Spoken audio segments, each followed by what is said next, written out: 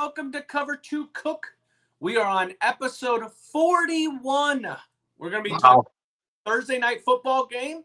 We're going to talk a little bit about the college playoffs, what came out of this past week. We're also going to talk about the NCAA's must-watch games this weekend because we got some good ones with that. And then we'll finish up with our betting. But before I get too far, let me bring on my co-host, Mr. Tim Cook. How you doing? I'm doing good today. Some good games, some college football playoff implications, and we had a kind of boring first half of the Thursday night game, but it got better as the game went along. Yeah, let's start off with that Thursday night snowy game, a game where you kind of just felt that something wasn't going to go the way expected. You know, even the money line was a little bit different. The point spread was different. So going into it, everyone's like, oh, we thought we were going to get bad weather. By the third quarter, we had it all come at that whole time. But what did you think about that game? Yeah, I mean, when you was listening to or watching the game last night and in the second quarter, it seemed like there was a lot of Steeler fans there. I know they travel really well, but they were really loud when they were moving the ball the first couple of possessions. I mean, it seemed like that Cleveland couldn't stop them, but I'm telling you right now, Steelers cannot kick field goals. I mean, he kicked that one from 58. If I think Wilson doesn't get sacked there, I think he makes that field goal. I really do. I mean, I think that one was just a little too far with that sack in there. But, and that's the deal. I mean, it just seemed like, the Browns started moving the ball in the second quarter. Jameson started getting his feet underneath them, started moving it. And, it was like a 10-3 at half. But that big sack right at halftime to end the first half, I thought that was like, Cleveland had the momentum. Yeah, I think when you look at it, you're saying like the tale of two quarterbacks. The first half, Jameis is kind of hit or miss, and the weather wasn't. And then once the weather got changed, you got the other side. And that's why I keep saying the roller coaster of Jameis. Now, the thing to talk about Jameis is that pregame conversation. That guy is just out. Oh. Like, I love his passion. I truly do. But he's like, she asked us some question. Is like, what's the team message today? Yeah. Like, first off, the Lord. And I know. What are you doing, man? Yeah, I know. I think, is this like scripted or what? It seems like every time he's about to say something, it comes straight from his soul. And he's like, I got a gospel. He would be a hell of a pastor, hell of a priest for that. But when you look at this game, I definitely agree. Pittsburgh's got to stop kicking field goals. I have Boswell as a fantasy person, so I'm enjoying. I do too. But you got to score touchdowns. And what happened last night? Did Justin Fields come in to spark that offense going? That's the problem with right now with Pittsburgh. Russell is great when it's great, but like he's old. He's getting older. Cleveland's defense is definitely good off the pass rush, but they're not that good. And you just played a Baltimore team. I think this was a little bit of a after playing Baltimore and on a short week. You would play this in a different game. Yeah, I think that I think there was a letdown. I mean, they had to play tough against Washington 2 weeks ago. You had Baltimore. That was a knockdown, drag out AFC North game, and then you go on the road with only 4 days rest and have to go to Cleveland. That was tough. And then the weather conditions in the second half. I mean, that just brings me back to being a fan back in the late 80s, early 90s in Denver. I mean, you get that snow from the Rocky Mountains. This was from Lake, but it's like, wow. I mean, it was pretty good. I liked it really a lot. I mean, it just brought back, and we're going to start seeing some more of them kind of games too, as the weather starts changing. Oh, and it seemed like a snap of the fingers, right? Like, bad, and then just like snap of the fingers, they went to commercial, come back, and it's like the field was completely white.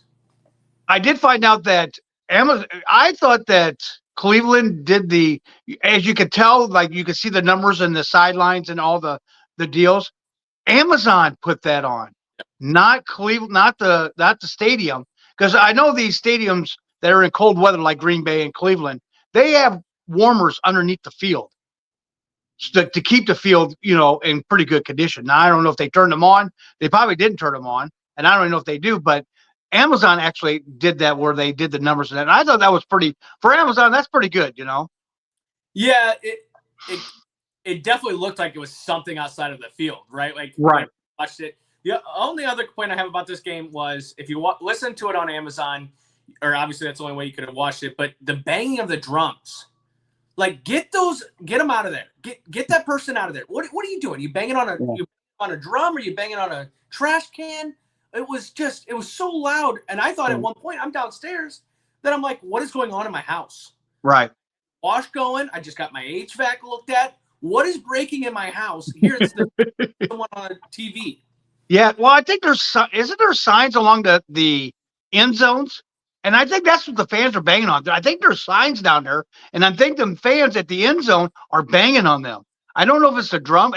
I think they have signs down there, and the fans are banging on them to try to get their team, pumped, and so. It was just super loud, but it was a good Thursday night game. Obviously, we didn't see the Steelers losing this game and Cleveland winning, but this is the Jameson roller coaster. I mean, it's flip into the end zone. Even the 2-point conversion throw to Njoku, where Njoku had to do a backflip darn near to catch that. But that's the Cleveland Browns. I mean, that's just what they are going to be. Well, let's start talking about a little bit of this college football playoff. So if you've seen the rankings so far, real quick, number 1, Oregon, 2, Ohio State, 3, Texas, 4, Penn State, 5, Indiana, 6, Notre Dame, 7, Alabama, 8, Miami, 9, Ole Miss, 10, Georgia, 11, Tennessee, and 12th, wrapping us up, is the Boise State. So obviously we're seeing teams like BYU that was in there out this week. SMU on the outside again looking in. What do you think about this playoff right now? Well, here's the deal. BYU, as you were saying, BYU dropped 8 spots, but BYU is lower than SMU, but BYU beat SMU. So that's kind of how do you figure that? Where Tennessee, I think, or Georgia's ahead of Tennessee now, so they beat them. So what are we looking at? Are we looking at strength of schedule, head-to-head? What are we looking at as far as the people that are doing this?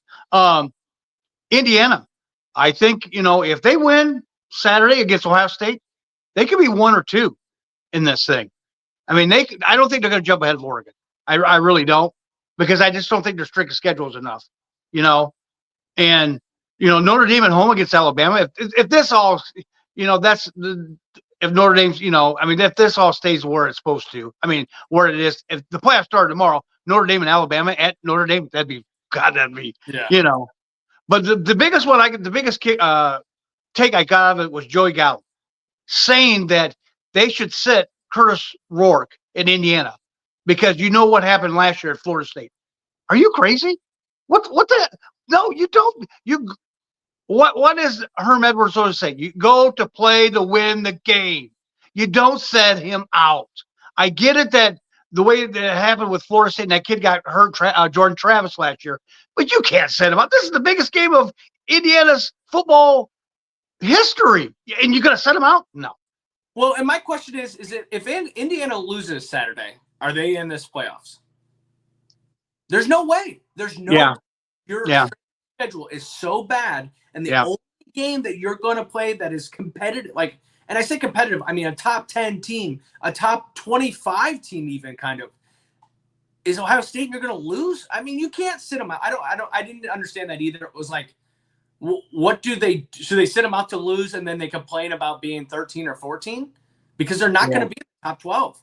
And then when you look at this too, I just think that it's funny that Miami's sitting over there and nobody's kind of chatting about them. The only Big 12 team that's in it right now, there is no Big 12 team in it. And that's where, if Colorado wins the championship, if they win this week, they win the championship, are they in? I mean, if BYU keeps back to the winning, it just feels very emotional for the top. And that's where it was last week, they were this is a do or die for Georgia. Now it doesn't look that way. Just doesn't.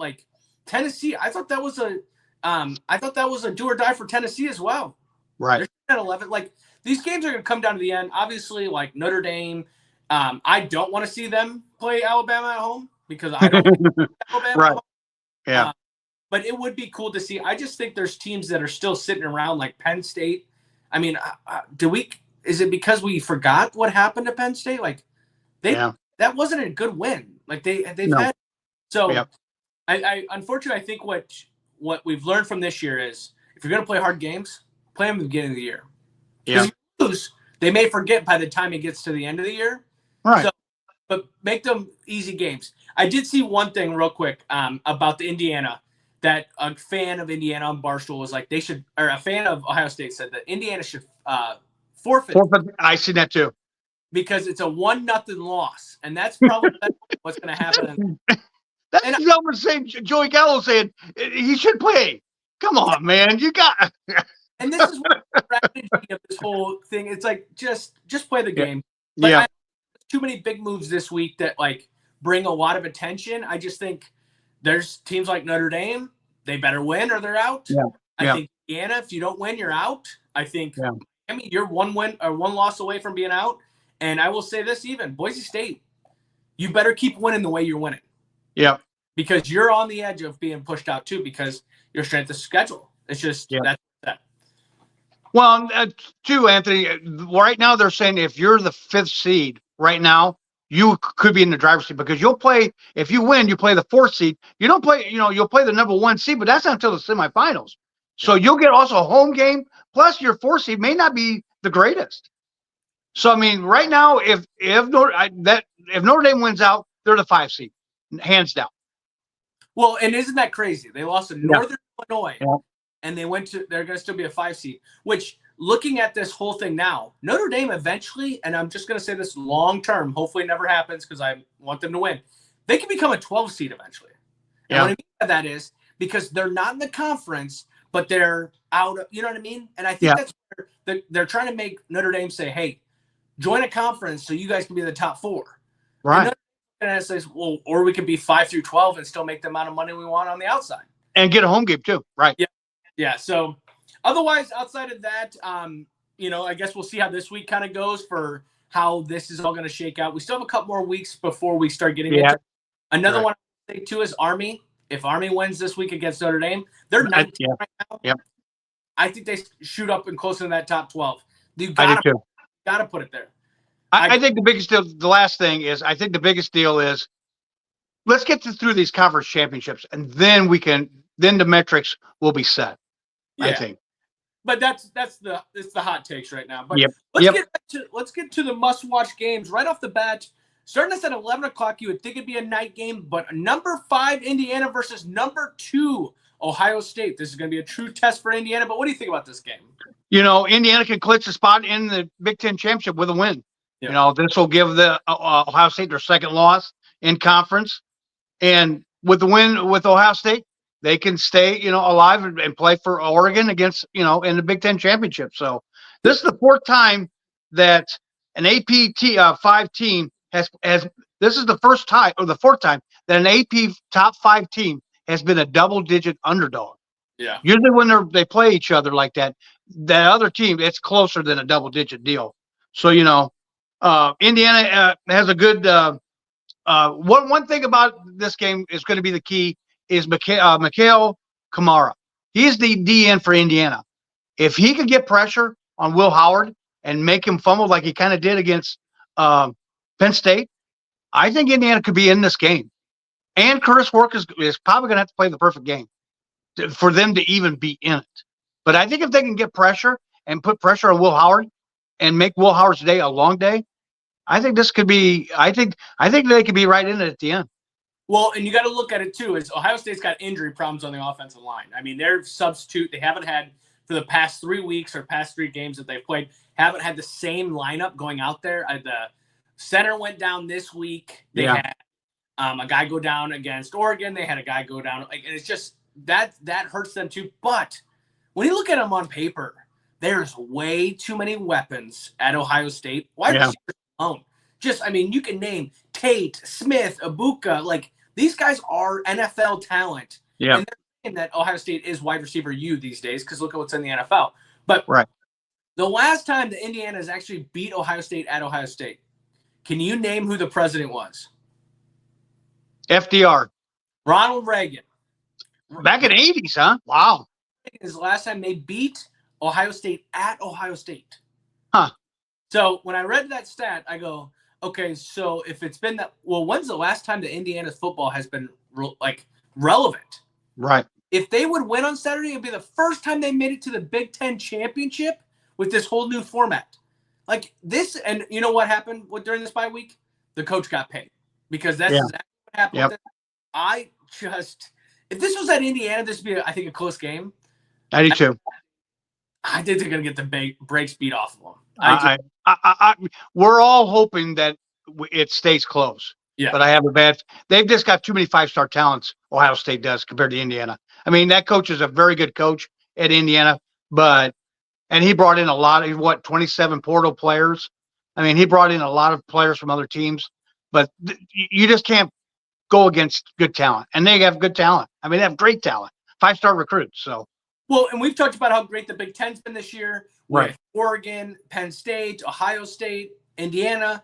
But Indiana has not played one of these teams up until this week. So, unfortunately, I do think the Cinderella, it hits midnight for them. I think it might stay close in the first half. I would expect, honestly, Ohio State to come out and do a big play right off the bat and just keep that crowd in at the rest of the game. Right. And then it's going to be hard to come back. That'll move us to our second must-watch game. Number 14, BYU versus number 21, Arizona State. What do you think about this game? This is the first time since October of 2021 Arizona State is ranked both in the AP and coaches poll. If the Sun Devils beat the Cougars, it'd be the third win against a ranked opponent this year. Wow. This game has huge implications for the Big 12 and also CFP. I think if they said if ASU wins, they may be in the playoffs. Yeah. So I think the biggest deal, can that Jake Ratloff come back after last week? Last week, he did not play very well. I did read a stat that of the 8 possessions, they were in the red zone 4 times and didn't score. So, I mean, they have to get that straightened out. They get in the red zone, they've got to score points. So, I mean, that's the biggest deal. And they have ASU's got pretty good quarterback, Sam Levitt. You know, he's 61% passing efficiency this year. So, I mean, that's pretty good. And he's second leading rusher on the team. So, BYU's got a good defense, but I'm telling you, ASU at home right now, they have all the momentum.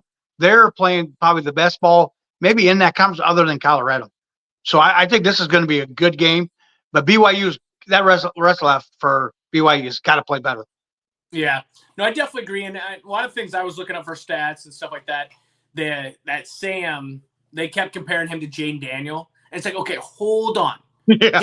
Daniel of Arizona State is a whole different quarterback than what he was at LSU. So let's just relax on that.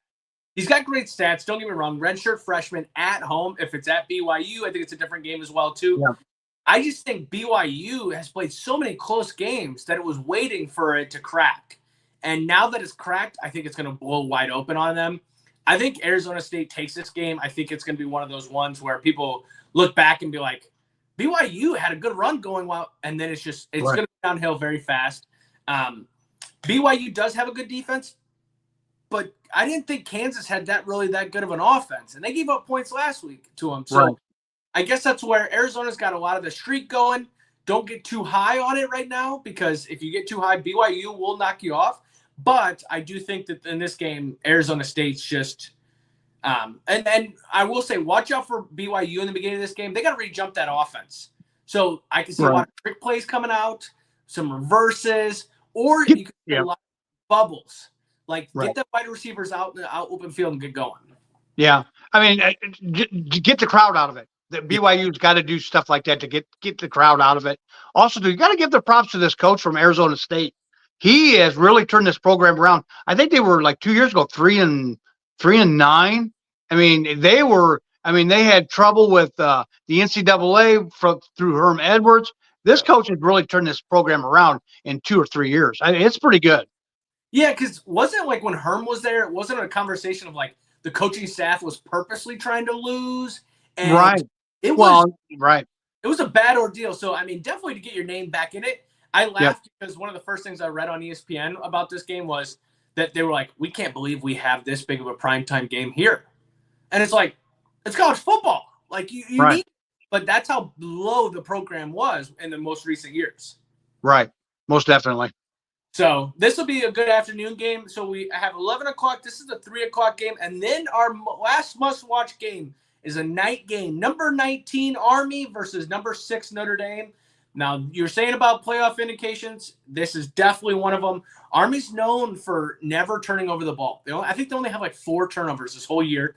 Notre Dame on the other side for defense is known for turning or causing turnovers. So this will be a lot of it. There'll be a lot of run action. This will remind me actually of what the Army versus Notre Dame used to be. And even back in the day when they did triple option. This is going to be a lot of running attack going here.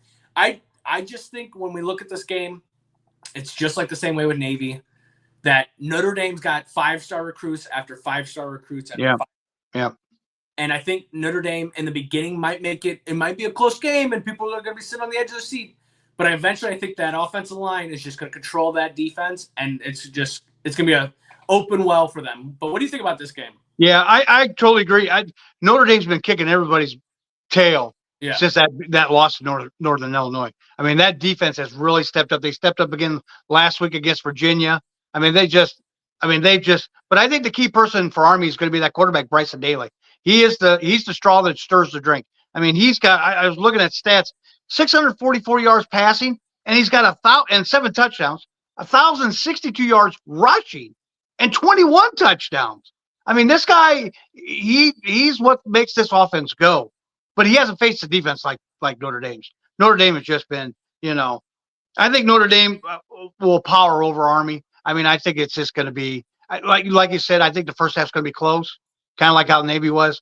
But then I think they'll just put it to them. I mean, I think that defense is just going to lean on Army's offensive line, and they're just going to. And I think the key to will be keeping the run game going. Keep doing do not get fancy. It's been working. Keep Leonard running. Keep Love running. Throw your little dinks down the field. What the defense is going to give you, and just keep doing that. And just play great defense. Don't go 3 and outs. Yeah. And this is kind of a home game really for Notre Dame, because they played here a few years ago in a bowl game, and they'll travel well to Yankee Stadium, which is this is a neutral site game at Yankee Stadium. Which I read a stat, and I don't know if it was on ESPN, so I don't know if it's true or not, but they that Army and Notre Dame has played at Yankee Stadium 24 times, or have they done a stadium series 24 times? I think they've done a stadium. I think they do one every year. Yeah, because I was just sitting here, and that would make sense. They started in 2000, maybe. Yeah. But even Notre Dame doesn't do it with Army every year. They don't do a stadium. No. So that's what I think they do. Well, Navy, I definitely doesn't think, but I think the Army one, I don't know if they've ever came to Notre Dame Stadium. I don't know. That's what I'm saying is, so I think Notre Dame switches off with their stadium, because I thought they did like a Boston College one year. They did, yes. Yeah, Syracuse they did a few years ago.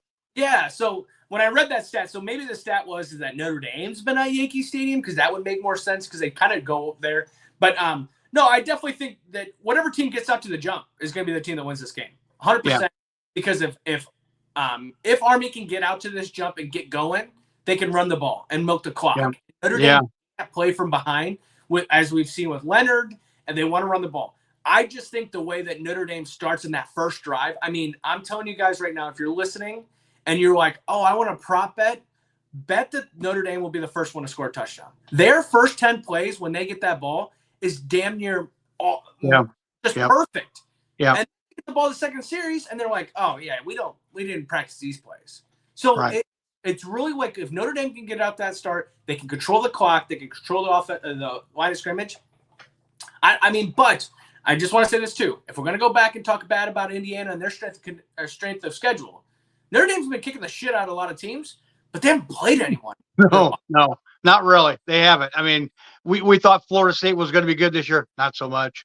We thought, next game was USC. We thought they were going to be pretty good this year. Not so much. I mean, they really haven't played anybody other than the first game, Texas A&M, which they kind of knew that at the beginning of the year. If they got past Texas A&M, they could run the table. Of course, they didn't. Which we'll both agree that Texas A&M is a whole different team today. Oh, most definitely. If they played those two today, I think Texas A&M might beat them. Yeah. Well, I don't know, because you sit there and say that defense. Yeah. So I think it'll be a good test. I think this is our game to say, is this team kind of for real, or are they not? So, I am excited for it. Night game. I'm going to sit and relax and watch this game. But there's other games going on Saturday, so let me pull them up real quick. On Saturday, you also have Penn State. That's not correct, is it? Yeah, 18th. Penn State versus Minnesota. They playing each other this week. Yeah. Yes. Yep. Texas A&M and Auburn. And then you have Cincinnati and Kansas State. You have Pittsburgh and Louisville. You have Vanderbilt and LSU. You have Wake Forest and Miami. You have Ole Miss and Florida, Virginia and SMU. You have Georgia and UMass. That's a crap. Texas, Kentucky, Colorado and Kansas. Clemson playing the Citadel. Yeah, another cash day. South Carolina's playing Woodford. Missouri, nice. Mississippi State, Boise State versus Wyoming, Washington State versus Oregon State, and Alabama versus Oklahoma. Is there any other games that are kind of catching your eye this week? The one I'm going to bet on, Texas A&M and Auburn. Ooh. This could be a letdown game. I mean, this could be not a letdown game, a look-ahead game. Because next week they've got Texas A&M does. Could this be – and they got to go on the road. Well, let's get right into it. Let's get into our betting segment. For our betting segment, what do you got for your first bet? Let's go with Northwestern and Michigan. Okay. A little Big Ten action. Northwestern gave up 21 points in the second quarter alone against Ohio State. Got beat 31-7. At Wrigley Field. The quarterback, Jake, threw for 201 yards for Northwestern. Michigan coming off the bye, getting beat by Indiana in a tough game, 20-15. Davis Warren threw for 137 yards, and Edwards ran for only 48. The Wolverines coming off the bye, they played Indiana tough for 4 quarters, and Northwestern could only muster up 251 yards against Ohio State, and they only scored 14 points. And they only scored 14 points fewer 3 of the last 4 games. I like Michigan, and I'll lay the 11.5. I don't think Northwestern's that good this year. I think Michigan coming off the bye. Give me Michigan, and I'll give you the 11.5. See, and I was actually looking at that one. It started at 10 or 9. Really? And then money just started coming on the Michigan side. It was like, I expected it to happen, but there's always one Northwestern good game, and it's that game. So good luck on that one. It should happen. They're playing at the big house. They should be able to beat them. For my first bet, I'm looking at an ACC showdown, Pitt versus Louisville. So last week I took Pitt and Clemson for an under, and it gave me a little bit of a nervousness. Well, that line is exactly the same, if not more. It's at 57 now. Okay. Wow. The line is at 57 between. I think Louisville does not have the same offense that Clemson does. I think Pitt kind of played out of their ass a little bit for this game against Clemson. I'm taking the under 57. Wow. I just think Pitt's D was playing really well. Louisville's defense is also decently, I wouldn't say they're Clemson style, but they're decently average. I like this one, the under. I don't know why they're putting these big points on some of these teams that don't put up many points, so I'll take it on all day. Yeah, I mean, but here's the deal, too. Louisville beat Clemson. So I know you're not doing the point spread, but that game was not – I think that went over. I might have, but it maybe not. But anyway, so I don't know. That's an interesting matchup, and that it seems like that number seems high at 57. Yeah. So that's great to jump on it at 57.5. Yeah, I saw that, and I was like, I had to refresh it to make sure. Yeah. Are you missing something? Yeah. Right. And what does someone know that I don't know? But right. Vegas. I'd rather see I'll sweat it out. So what do you got for your second bet this week? I got Texas A&M and Auburn. Texas coming off that easy victory last week. Both teams came off they played nobody.